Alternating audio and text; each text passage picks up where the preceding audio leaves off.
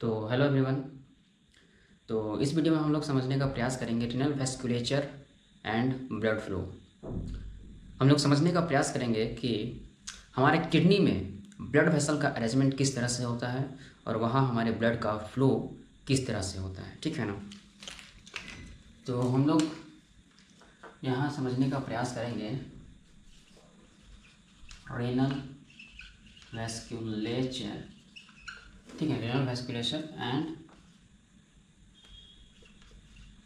Blood flow, ठीक है। तो हम लोग basic arrangement of blood vessels in the kidney, ठीक है ना, उसको देखने जा रहे हैं, ठीक है। तो हम लोग फिगर के माध्यम से किडनी में वेस्कुलर स्ट्रक्चर को समझने का प्रयास करेंगे, ठीक है। सबसे पहले हम बनाते हैं ये किडनी।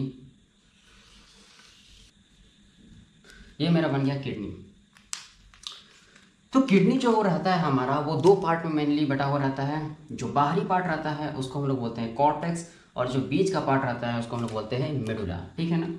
तो हमारा किडनी जो है वो मेनली दो भाग में बटा रहता है, ठीक है। ये बाहरी भाग को हम लोग बोलते हैं कॉर्टेक्स और अंदर अंदर के भाग को हम लोग बोलते हैं मेडुला, ठीक है। अब मेडुला में क्या होता है, मेडुला मेरा मेडुलरी पिरामिड होता है, ठीक है। इसको रीनल पिरामिड भी बोलते हैं। ये मैं बना दिया पिरामिड, ओके, ठीक है। ये हम बना दिए पिरामिड। और उसके बाद इधर रहता है हमारा कैलिक्स। क्या आता है इसके बाद हमारा, ये रहता है कैलिक्स। और इसके बाद यहाँ पर मेरा ये पेल्विस हो जाता है, रीनल पेल्विस, और या फिर यूरेटर, जहाँ से मेरा यूरिन पास करके यूरिनरी ब्लैडर में जाता है, ठीक है। तो अब देखते हैं यहाँ पे मेरा ब्लड कैसे आता है। तो ये हम लोग समझ लिए, ये है मेरा कॉर्टेक्स, ये है मेरा मेडुला, ठीक है ना। ये कैलिक्स, रीनल पेल्विस, उसके बाद इधर मेरा यूरेटर। तो हम लोग देखते हैं यहाँ ब्लड कैसे इंटर करता है, ठीक है। तो ये रहता है मेरा एब्डोमिनल अयोटा, ठीक है। ये है मेरा एब्डोमिनल अयोटा। एब्डोमिनल अयोटा से मेरा ब्रांच निकलता है और आता है किडनी के लिए। उस ब्रांच को हम लोग बोलते हैं रेनल आर्टरी, ठीक है ना। मतलब एब्डोमिनल अयोटा से एक ब्रांच निकलता है हमारे किडनी के लिए, उस ब्रांच को हम लोग बोलते हैं रेनल आर्टरी, ठीक है। उसके बाद रेनल आर्टरी यहाँ पे आके दो भाग में बढ़ जाता है, ठीक है। एक एंटीरियर ब्रांच और एक पोस्टीरियर ब्रांच, दो ब्रांच में हमारा रेनल आर्टरी यहाँ पे बढ़ जाता है, ठीक है। उसके बाद ये हमारा जो ब्रांच बटा है ये मेरा फर्दर ब्रांच देता है। उस ब्रांच को हम लोग बोलते हैं इंटर लोबार ब्रांच, ठीक है, इंटर लोबार ब्रांच। तो ये क्या है मेरा, ये है मेरा एब्डोमिनल अयोटा,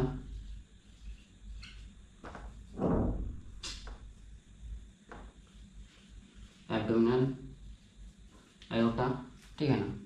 उसके बाद ये मेरा निकला है क्या, ये मेरा निकला रीनल आर्टरी,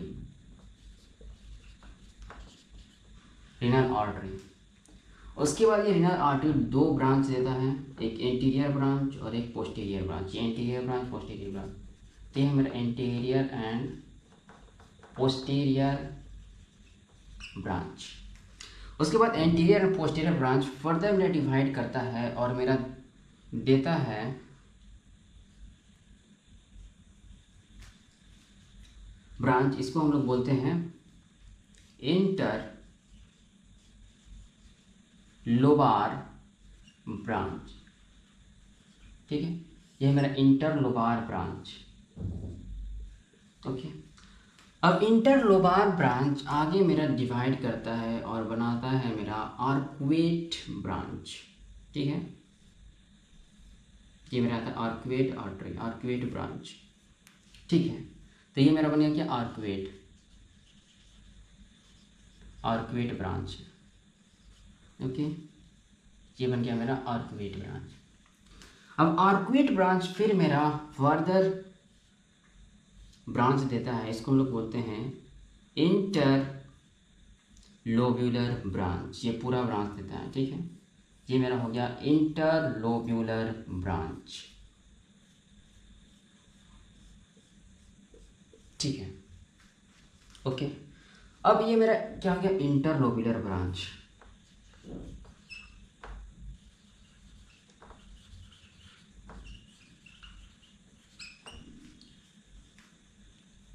उसके बाद ये इंटरलोब्यूलर ब्रांच आगे फर्दर मेरा देता है एफरेंट आर्ट्रियोल का ब्रांच। ये है मेरा एफरेंट आर्ट्रियोल का ब्रांच। ओके, तो यहाँ तक हम समझ गए, कहाँ तक मतलब कि एफरेंट आर्ट्रियोल तक का ब्रांच को, ठीक है। ये है मेरा एफरेंट आर्ट्रियोल। ओके, तो यहाँ तक क्या क्या मेरा ब्रांच आया, कौन कौन सा आर्टरी में यहाँ तक बना।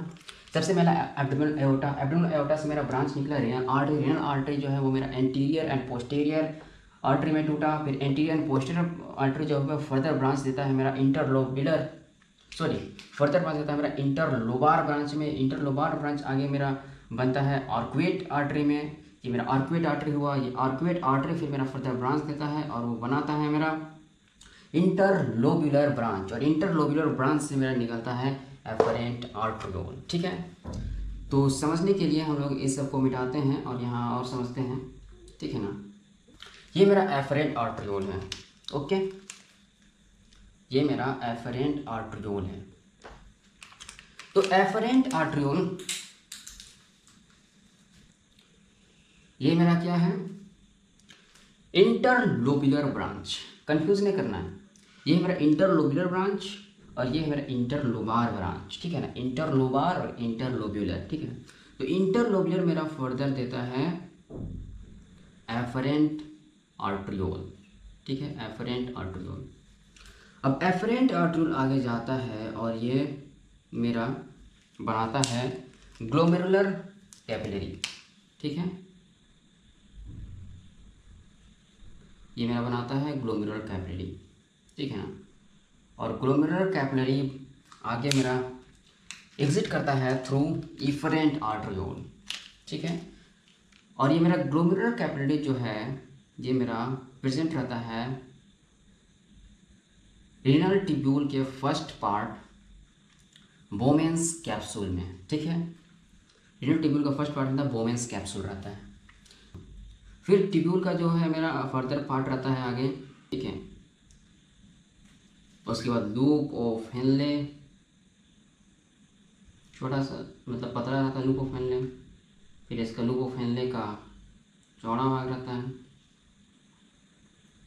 उसके बाद फिर ये बनाता है डिस्टल कॉन्वोल्यूटेड ट्यूब्यूल। उसके बाद डिस्टल कॉन्वोल्यूटेड ट्यूब्यूल फिर मेरा ओपन होता है कलेक्टिंग डक्ट में। और कलेक्टिंग डक्ट में ओपन होने के बाद फिर ये मेरा खुलता है कैलिक्स में, कैलिक्स बाद पेल्विस में, और पेल्विस के बाद ये फिर यूरेटर में जाता है, ठीक है। तो इस तरह से मेरा एक नेफ्रॉन का अरेंजमेंट रहता है हमारे किडनी में, ठीक है।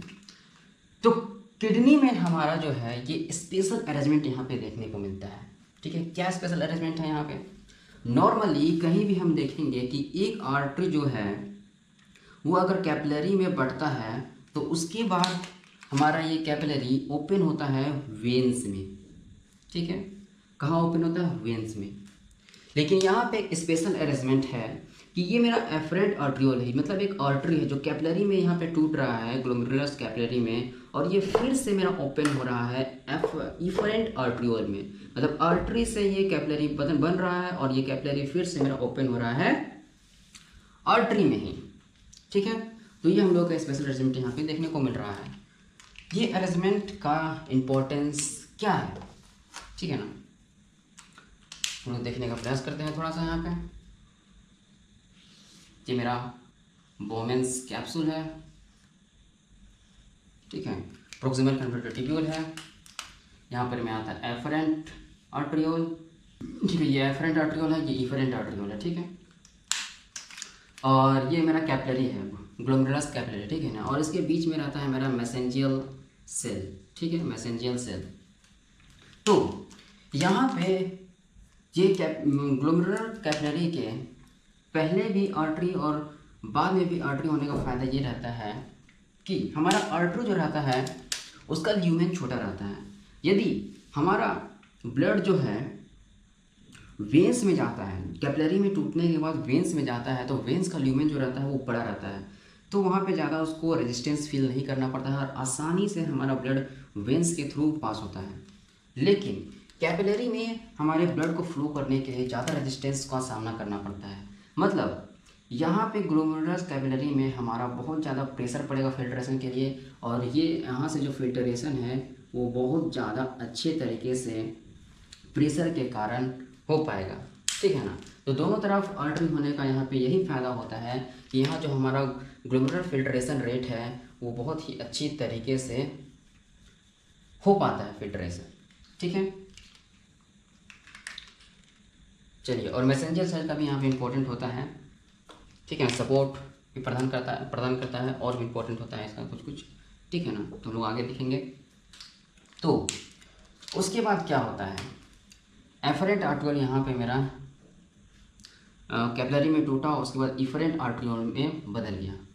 तो ये इफरेंट आर्ट्रियोल आगे की ओर जाता है और पीसीटी, ठीक है ना, प्रोक्सिमल कन्वर्टेड ट्यूब्यूल में जाने के बाद फिर से ये कैपिलरी में बढ़ता है, पेरिफेरल कैपिलरीज में बढ़ता है, और पेरिफेरल कैपिलरीज में बढ़ने के बाद फिर ये वेन्स में ओपन होता है, ठीक है ना। एक्चुअली इसका अरेंजमेंट जो रहता है वो इस ट्यूब्यूल के चारों ओर, ठीक है ना, ट्यूब्यूल के राउंड है इसका अरेंजमेंट रहता है। लेकिन यहाँ पे हम लोग समझने के पर्पज़ से ऐसा फिगर बना रहे हैं ताकि हम लोग को समझने में आसानी हो, ठीक है ना।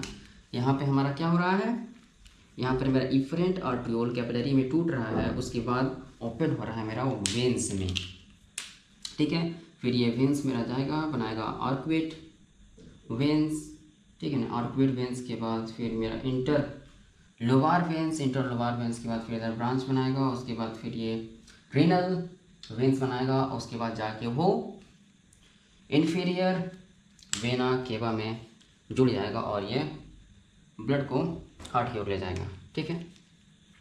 तो इस तरह का अरेंजमेंट रहता है मेरा ब्लड का नेफ्रॉन के इर्द गिर्द, ठीक है ना। नेफ्रॉन हमारा किडनी का फंक्शनल एंड स्ट्रक्चर्ड यूनिट होता है, हम सब जानते हैं। उसमें हम देखें कि अभी ब्लड वेसल्स का अरेंजमेंट कैसे होता है, ठीक है। तो एक बार हम लोग और समझने का प्रयास करते हैं, ठीक है ना। यहाँ पे मेरा एब्डोमिनल एओर्टा से ब्रांच निकला रीनल आर्टरी का, रीनल आर्टरी मेरा एंटीरियर एंड पोस्टीरियर ब्रांच में टूटा, और एंटीरियर एंड पोस्टीरियर ब्रांच में टूटने के बाद फिर ये आगे ब्रांच देता है इंटर लोबार ब्रांच में, मतलब इंटर लोबार आर्टरी में बनता है ये। फिर इंटर लोबार आर्टरी आगे जाके बनाता है मेरा आर्कुएट आर्टरी, ये आर्कुएट आर्टरी मेरा हो गया। फिर आर्कुएट आर्टरी जो है वो मेरा बनाता है इंटरलोब्यूलर ब्रांच, और इंटरलोब्यूलर ब्रांच से मेरा निकलता है एफरेंट आर्ट्रियोल, और एफरेंट आर्ट्रियोल जो है वो मेरा आगे जाता है और ग्लोमेरुलर कैपिलरी में टूटता है। ग्लोमेरुलर कैपिलरी के बाद फिर वो आगे इफरेंट आर्ट्रियोल बनाता है, और इफरेंट आर्ट्रियोल फिर से जाके मेरा पेरीट्यूबुलर कैपिलरीज में टूटता है। फिर ट्यूबुलर कैपिलरी में टूटने के बाद फिर ये वेंस में ओपन होता है, और वेंस इस ब्लड को लेके फिर हार्ट की ओर जाता है, ठीक है। इतना दूर तक हम लोगों को अच्छी तरह से समझ में आ चुका है, ठीक है ना। तो यह एक चीज़, ये स्पेशल अरेंजमेंट को और समझने की ज़रूरत है, ठीक है ना। तो ये जो स्पेशल अरेंजमेंट है, ठीक है ना, कि ये पहले मेरा ग्लोमेरुलस कैपिलरी में टूटा, ग्लोमेरुलर कैपिलरी में टूटा, फिर जाके ये आगे जाके मेरा टूटता है पेरीट्यूबुलर कैपिलरी में, और उसके बाद फिर ये ओपन होता है एक्चुअल में वेन्स में, ठीक है ना। तो इस तरह के अरेंजमेंट को हम लोग बोलते हैं पोर्टल अरेंजमेंट, ठीक है ना। इसको हम लोग बोलते हैं पोर्टल अरेंजमेंट, ठीक है ना। जहाँ एक बार कैपिलरी टूटता है और फिर वो आर्टरी में ओपन होता है, फिर वो कैपिलरी टूटता है, फिर वो वेन में ओपन होता है। इस तरह के अरेंजमेंट को हम लोग बोलते हैं पोर्टल अरेंजमेंट। पोर्टल अरेंजमेंट हम लोगों का दो जगह देखने को मिलता है मेनली। एक जगह हम लोग किडनी में पढ़ रहे हैं और एक जगह हम लोग लीवर पोर्टल सिस्टम भी हम लोगों को देखने को मिलता है। ठीक है, तो उसको भी हम लोग देखे हैं कहीं नहीं, अभी ये यहाँ पे आया तो हम लोग इसको देख लिए। ठीक है, ओके। अच्छा, यहाँ पे जो हमारा नेफ्रॉन है, ठीक है ना, नेफ्रॉन का अरेंजमेंट के हिसाब से हम लोग देखेंगे तो नेफ्रॉन हमारा दो तरह का अरेंजमेंट यहाँ पे मेनली किडनी में दो तरह से नेफ्रॉन का अरेंजमेंट रहता है। ठीक है ना, एक ये जो नेफ्रॉन है मेरा वो कॉर्टेक्स के साइड में है। ठीक है ना, मतलब कि ज़्यादा कॉर्टिकल पार्ट में मेरा नेफ्रॉन है, कॉर्टेक्स की ओर ग्लोमेरुलस कैप्सूल है। तो इस तरह का जो भी मेरा नेफ्रॉन रहता है इसको हम लोग बोलते हैं कॉर्टिकल नेफ्रॉन। इसको हम क्या बोलेंगे? Cortical nephron. ठीक है, और जब हमारा ग्लोमेरुलस जो है, ठीक है ना,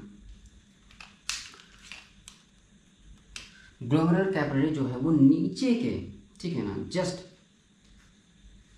जो कॉर्टेक्स और मेडुला का जो जंक्शन है उस जगह हमारा अगर एफरेंट आर्ट्रियोल का ब्रांच निकलता है और फिर वो ग्लोमेरुलस कैपिलरी में टूटता है और इफरेंट आर्ट्रियोल बनाता है। ठीक है, तो इस यहाँ पे मेडुला के सामने में ही बोमेंस कैप्सूल जो है मेरा ग्लोमेरुलाई को रिसीव करता है और फिर ये पीसीटी में बनता है, फिर ये लूप ऑफ हेनले में बदलता है, फिर जाके ये proximal convoluted distal convoluted tubule में बदलता है, फिर ये कलेक्टिंग डक्ट से होते हुए हमारा कैलिक्स में जाता है। ओके, तो यहाँ पे जो मेरा ब्लड वेसल्स का अरेंजमेंट रहता है वो मेरा पीसीटी में ज़्यादा अरेंजमेंट नहीं रहता है, वो सीधे चल जाता है लूप ऑफ हेनले के साथ साथ नीचे की ओर।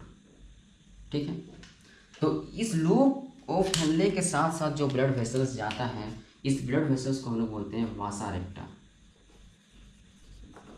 ठीक है, ये वासा रेक्टा का अरेंजमेंट हम लोगों को जक्स्टा मेडुलरी नेफ्रॉन में देखने को मिलता है।